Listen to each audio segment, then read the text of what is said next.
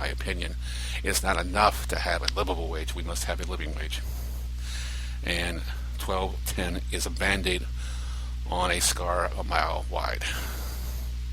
$15 an hour is not the actual number that we should actually consider to be a fair share of the profits on many corporate levels, on many corporations, many retail outlets. Would still be getting away with not sharing their profits evenly, even though I understand, yes, that the janitor should not make the same as the chairman of the board. There has to be some percentage that works where people are paid fair wages, for the fair percentage of the profits that their companies make. And not all companies make the same profits, obviously, and some companies don't make profits. We certainly don't want somebody having a check of negative $410 or something like that. That's where the government has to step in and enforce the minimum wage to ensure that person still makes money to bring home, to put on the food on the table, even if his company that particular month didn't. But we all know that many of these companies are making hand over fist money, and the percentage that their workers are getting is rude. It's just basically rude. It's an insult to their efforts, which without their efforts, the irony is that these profits wouldn't be made.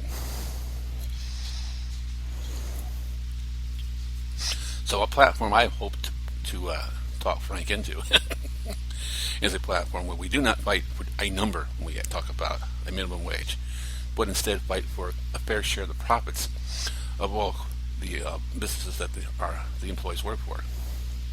So let that sink in. Give me your opinions if you like. Be greatly appreciated. And we'll move on to the other matter at hand that I have, a short thing to talk about. I love the fact that we have a Facebook group page. We have 1,700 members in that Facebook group page, that we are hopefully having 1,700 active members. And what I mean by active is you're not just going on the Facebook group page and saying, rah, rah, like this, like that, make my little comment, do my little tweet or whatever, my Facebook tweet, so to speak, and off I go to do other things that I'd rather do. If you're on this Facebook group page and you realize that this Facebook group page is a grassroots movement, there's responsibility for you as a member. And that responsibility is to find other members and to spread the word. I'm not a biblical person, but that's the only thing that comes to my mind. The phrase is spread the word. Discuss. Don't go recruiting at work, though, okay? That's dangerous and volatile, at the say the least. But if you do know a few people that work with you, you'd think would say, yeah, that sounds like a great group. Maybe just give them a few blurbs, you know. Hey, this great podcast I found on Spreaker, and he plays music and he talks a little about things that are interesting. That won't get you in trouble, and if they listen, they might be in, you know. Not because of my blathering, I'm sure, tonight, but just to say I'm not a professional podcaster, and I don't script what I do. I think about what I'm going to say over the course of a few days, and then if I'm lucky, I actually get out of my mind, out of my conscious, and to you, the listener, the 112 listeners that we had from the previous podcast. And I don't know, without Frank, I don't know how many he bent their arms behind their back to listen to this podcast. I guess I'll find out as I put this on Spreaker and I see the listens that come in. But I hope that the original group of people that listened to the last podcast listen to this one and keep listening. And as I said, give the opportunity. Maybe you get involved in the podcast. If not the podcast, at least the party. And what I think we have to have, and I'm going to talk with Frank next time I talk with him, and I will do this, and again, total transparency right on the air. How we can go about a registry put together, and there's no money involved in here. There's no giving away of any information you don't want to give away. It's your first and last name, really, and where you're from. And give us an idea of how many members we have, where they're located, and then also a brief statement on what you plan to do to carry your share of the load. So I say, it's just unfortunate maybe, you know, that if you're a Democrat, you walk in the Democratic Party and it's already been way down established, and there's all these outlets and all these media outlets and all these websites and all these people who already have administrative positions and have been doing it for quite some time, and the groundwork's been laid, and you don't have to do anything more than say, I'm in. You can't do that with a grassroots party. You have to be more than just in. You have to be all in, so to speak. You have to partake in the process. And the registry will give us an idea of just how many people are in our, well, actually are on the group page, are consider themselves members of NAPP, and from there we can work on getting the rest members of NAPP, the National American People's Party. I just said before, I'm Ken Woodward. I gave a brief description earlier in the podcast of who I am. I had a group, I still have a group, in my opinion, American Workers and Patriots Liberal Party, and we are a member of NAPP. And as I mentioned before, and I'll mention again, and I'll keep mentioning, if you already have a group and they have views similar or maybe right down the line with us, there's nothing wrong with taking that group and joining under this satellite party. Keep your group's name, keep your president, keep your platform, keep everything, but be a member of NAPP as well as your group. That's how we grow. That's how we expand. And that's the only way we're going to grow and expand. I hope Frank's okay. I know he had some surgery on his shoulder, and if he does eventually listen to this podcast, even though he's not on it, my deepest hopes that your recovery is a good one, sir. Okay, other mentionables here. The Trump debate. I wanted to really get frank with this. This was a really insane story last week. Trump challenging Bernie Sanders to a debate and then backing out after Bernie quickly responds and says, "I'm game on." If you really look into this, I think you'll agree with me that Trump doesn't want Bernie on that floor, debate floor. He wants Hillary, and this was his effort to try to get Hillary. He thought Hillary would see this and say, "Oh, shoot, I can't have Bernie having all the spotlight. I better get in that debate too." That's what Trump wanted. He didn't want Bernie. He wanted Hillary. And this is another example of how this man does not understand how politics work. He just doesn't understand. You're not going to have a debate with your potential opponent in the general election before nominations are handed out. It doesn't happen.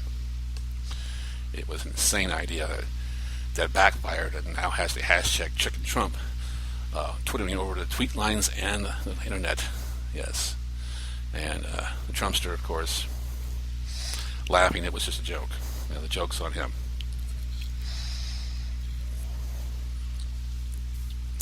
After Tuesday, I want to bear some bad news to you.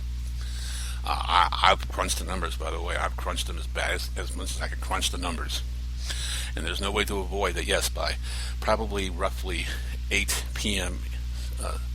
Eastern Time, maybe Central Time, before the polls in California even close, be prepared for the words presumptive nominee be next to Hillary Clinton.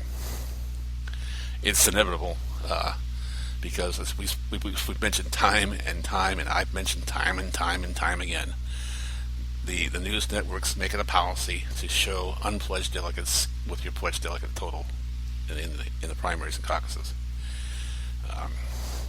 Are those 400 plus Hillary super delegates going to change their mind? I would be very unlikely. Very unlikely. What could make them change their mind? Well, as we've said, the polls are flipping. There are now polls actually showing Donald Trump beating Hillary Clinton in the general election. Not by much, not by over the margin of error at this point. And the same situation with Bernie has still stayed persistent, basically a 10-digit lead, plus 9 now, the most recent one. So yes, some droppage as Donald has gone on the attack on Bernie a little bit more. And Hillary has also unwillingly continued her candidacy or campaign for the nomination. I'm sure she would like to be right now making general election speeches, but as Bernie is so well deftly pointed out, she has had to race back to California and now has like 30 events scheduled where she's going to speak at. This is still a race, and that's important, especially if we're looking to change superdelegates' minds. That's important, and momentum is everything. And it's the only thing that's going to make these superdelegates switch over to the Bernie's camp. Because the reality is, he's not going to come into that nomination at the DNC convention with more delegates pledged than Hillary.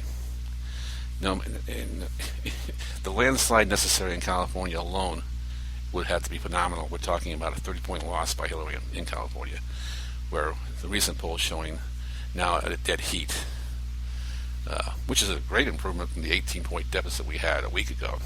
Right? If only he can triple that, he might have a chance to earn the delegates he needs from California. But I've crunched the numbers, like I said, and there's no way around the fact that after Tuesday, whether we want to believe she's going to be the nominee, the words presumptive nominee are going to put out there. When discussing Hillary, as I said, the media has been throbbing at the mouth to use those words for several weeks, and that this Tuesday will be their first chance to do so. Does that mean hit the panic button if you're Bernie supporters? Does that mean start thinking about who you got picked now? I don't know. We're ways off yet from the convention. It's in July. That's still 6 weeks away. There's no reason to hit the panic button yet. What we'll need to do during that course of time between the last primaries and the convention is really pound the streets and really drum up these rallies and make them huge. And we need to give Bernie more money. By giving Bernie more money, what will we do? Well, you say, well, he's already not. Hillary's already the presumptive nominee. What's it going to do to pump more cash into Bernie's campaign? We're trying, folks, here to convince Bernie Sanders that this is not the end in July, that there's more work to be done. And hopefully he will listen. And nothing makes a politician listen a little more adeptly than a donation, hefty donations especially.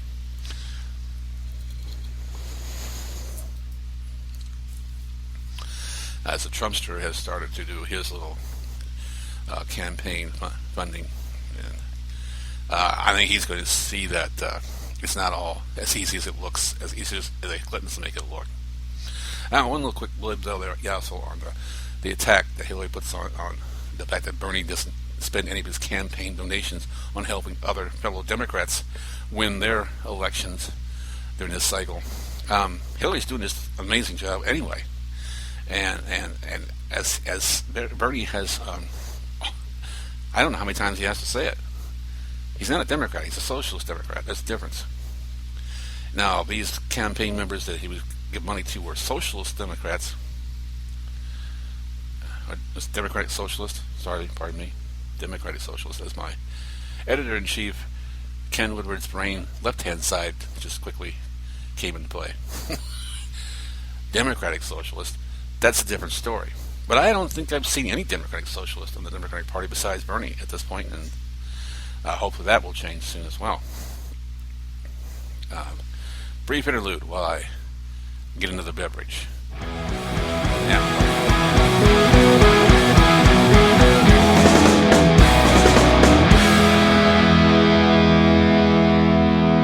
This is my special moment. Don't question me or disagree. I know that I have earned this.